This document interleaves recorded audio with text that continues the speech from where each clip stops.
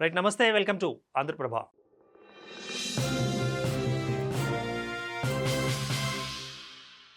కావాలనే కరెన్సీ నోట్లను ధ్వంసం చేసే వారికి కఠిన శిక్షలు తప్పవని భారత చట్టాలు చెబుతున్నమాట. మరి ఈ నేరం చేసే వారికి ఏ శిక్ష విధిస్తారో ఈ కథనంలో తెలుసుకునే ప్రయత్నం చేద్దాం. గత కొన్ని రోజులుగా కాలిన కరెన్సీ నోట్ల కథనాలు వార్తల్లో నిలిచిన విషయం తెలిసిందే. దీంతో కరెన్సీకి సంబంధించిన నిబంధనలపై పెద్ద ఎత్తున చర్చ మొదలైంది.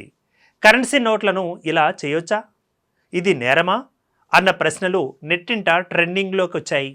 అయితే ఈ అంశాలకు సంబంధించి రిజర్వ్ బ్యాంక్ ఆఫ్ ఇండియా కఠిన నిబంధనలనే రూపొందించడం జరిగిందన్న విషయం వాస్తవం.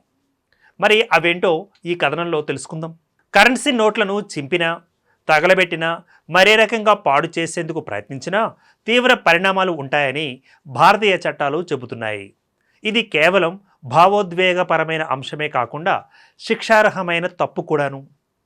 ఐపీసీలోని వివిధ చట్టాలతో పాటు ఆర్బీఐ మార్గదర్శకాల ప్రకారం ఈ చర్యలకు పాల్పడిన వారికి శిక్ష తప్పదు.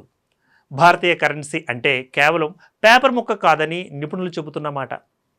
ప్రభుత్వ గ్యారంటీ ఉన్న ఒక ప్రామిసరీ నోటు వంటిది. దీన్ని పాడు చేయడం అంటే ప్రజా ఆస్తులను ధ్వంసం చేయడమే. కాబట్టి ఇలాంటి పనులు చేసేవారికి చట్టంలో పలు శిక్షలు, జరిమానాలను ప్రస్తావించడం జరిగింది. ప్రస్తుతం ఉన్న చట్టాల ప్రకారం నోట్లకు నిప్పు పెట్టడం లేదా పేలుడు పదార్థాలతో నోట్లను నాశనం చేయడం చేస్తే గరిష్టంగా 7 సంవత్సరాల పాటు జైలు శిక్ష, జరిమానా ఈ రెండింటిని కూడా విధించే అవకాశం ఉంది.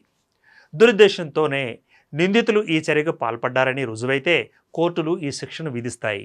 1999లో ఆర్బీఐ క్లీన్ నోట్ పాలసీని అమల్లోకి తెచ్చింది. దీని ప్రకారం ప్రజలు కరెన్సీ నోట్ల విషయంలో జాగ్రత్తగా ఉండాలి. వాటిపై రాయడం, పిన్నులు కొట్టడం లేదా చింపడం వంటివి చేయకూడదు. పదే పదే ఈ చర్యలకు పాల్పడే వారికి జరిమానాలు విధించే అవకాశం ఉంది. బహిరంగంగా ఇలాంటి చర్యలు పాల్పడే వారిపై వివిధ సెక్షన్ల క్రింద చర్యలు తీసుకోవాలంటూ ఆర్బీఐ పోలీసులను కోరవచ్చు.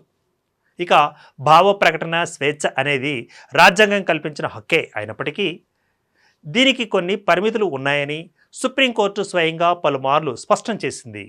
నిరసన పేరిట జాతీయ పతాకాన్ని, కరెన్సీ నోట్లను అవమానించే వారికి భావ ప్రకటన స్వేచ్ఛకు సంబంధించిన రక్షణలేవి ఉండవు.